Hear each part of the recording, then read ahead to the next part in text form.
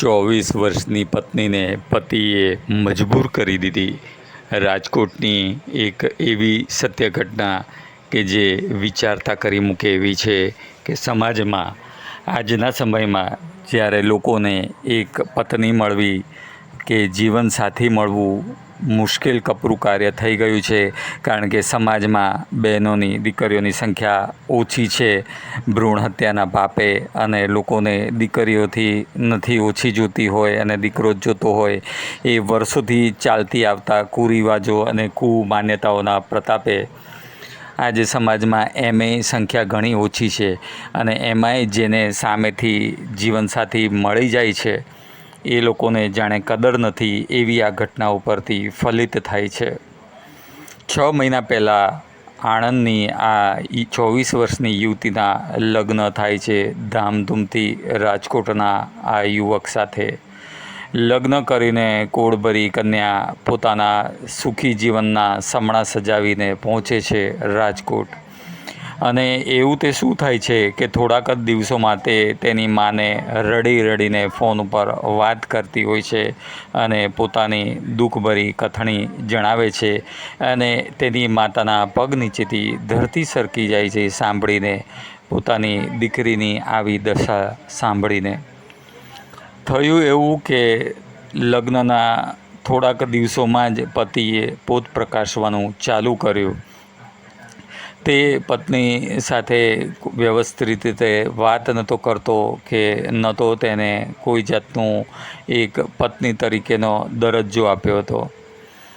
આમ જ્યારે પત્નીએ તેને વિશે ધ્યાન ધરતા અચાનક જ તેને ખ્યાલ આવ્યો કે પતિ અન્ય કોઈ યુવતી સાથે સંપર્કમાં છે અને એમાં તેના હાથમાં પતિના ફોનનું ફોલ્ડર આવી જાય છે જેમાં તે પત્ની જોઈ લે છે કે પતિના કે અન્ય યુવતી સાથેના સંબંધ હોવાનું લગભગ નક્કી જ થઈ જાય છે.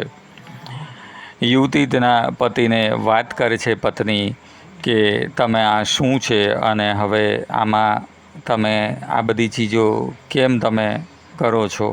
ત્યારે પતિએ તેને ચોખ્ખે ચોખ્ખું જણાવી દીધું કે હું આ મારી પ્રેમિકાને છોડી શકું તેમ નથી, પરંતુ તારે જવું હોય તો તું તારા ઘર ભેગી થઈ જા, તું અહીંથી જતી રહે.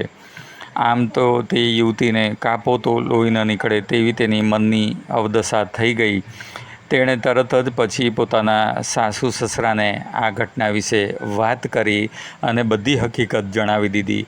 તેને આશા હતી કે આ બધી હકીકત તેના ઘરવાળા જાણશે તો તરત જ તેને પોતાના દીકરાને સમજાવશે, તેને ઠપકો આપશે અને તેને સુધરવા માટેની વાત કરશે. પરંતુ કહેવા જતાં તો ઉલટું થયું અને તેઓ ઉલટાના તે યુવતી ઉપર આ પત્ની ઉપર જ ભડકી ગયા અને તેને ન કહેવાના વેણ કીધા અને ઉલટાનું રંજાડવાનું ચાલુ કરી દીધું, દુઃખ દર્દ આપવાનું ચાલુ કરી દીધું. આ બાજુ હવે પતિ તો તેનો હતો જ નહીં અને પતિના અફેરની તે પત્નીને ખબર પડી અને જ્યારે તેણે તેને જણાવ્યું ત્યારે તેણે ચોખ્ખા શબ્દોમાં પત્ની પ્રેમિકાને છોડીશ જ નહીં, પરંતુ તું જતી રહે એવું કહ્યું. અને પછી એ જ પત્નીએ જ્યારે તેના ઘરવાળા એટલે કે સાસુ સસરાને આ બાબત જણાવી તો તેઓ પણ ઉલટાનું હવે પોતાના દીકરાનો પક્ષ લઈ અને તેને ગમે તેવા વેણ બોલવા લાગ્યા અને પછી તો રીતસરનો માનસિક અને શારીરિક ત્રાસ આપવાનું ચાલુ કરી દીધું.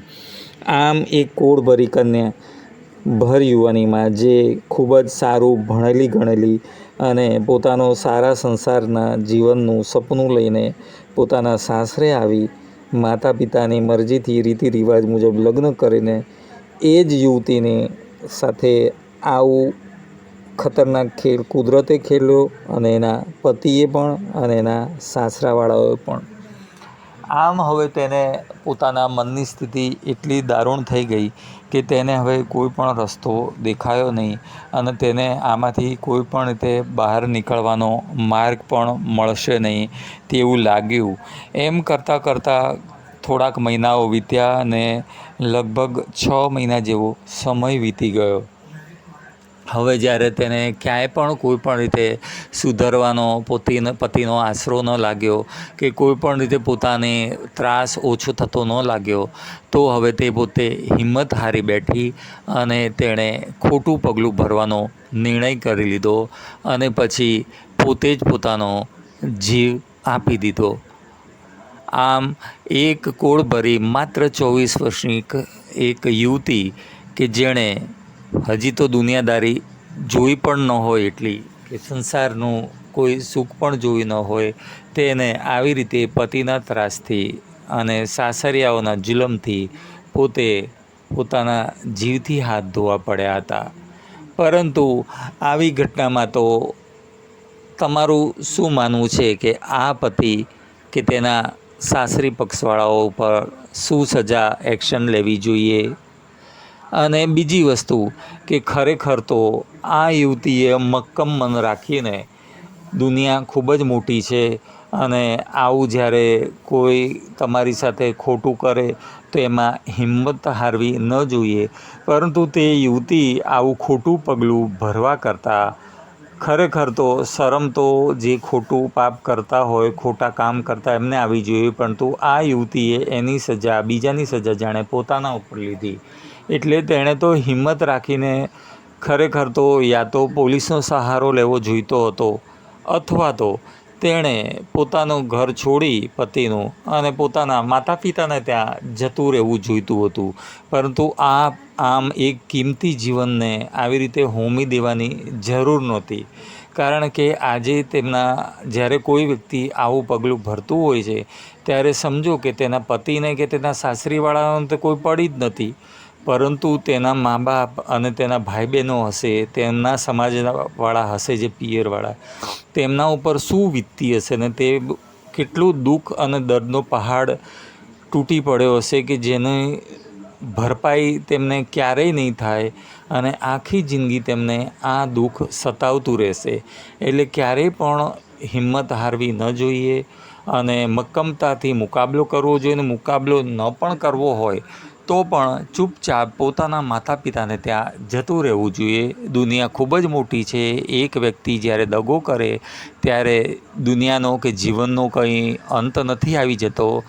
જીવનમાં આગળ પણ ઘણું બધું સારું બની શકે છે જો આપણે સરળતાથી મજબૂત રીતે ટકી રહીએ તો. આપનું શું માનવું છે? કમેન્ટમાં જરૂરથી જણાવજો. વિડીયોને લાઈક કરજો, ચેનલ સબસ્ક્રાઈબ કરજો અને બેલ બટન દબાવવાનું ના ભૂલતા. જો આપ વિડીયોને લાઈક કરો છો અને ચેનલ સબસ્ક્રાઈબ કરો છો અને કોમેન્ટ કરો છો, તો વધુને વધુ લોકો સુધી જાગૃતતાસભર સમાચારો પહોંચે છે અને ક્યાંક કોઈક સમાજને મદદરૂપ થઈ શકે કોઈ વાત, અને કોઈ તેને ફાયદો લઈ શકે કે જીવનમાં ક્યારે પણ ખોટા પગલાં ન ભરવા જોઈએ અને હિંમત ન હારવી જોઈએ. વિડીયો જોવા બદલ તમારો ખૂબ ખૂબ આભાર. ધન્યવાદ. નમસ્કાર. આપનો હર દિન, હર ઘડી, હર સમય શુભ રહે.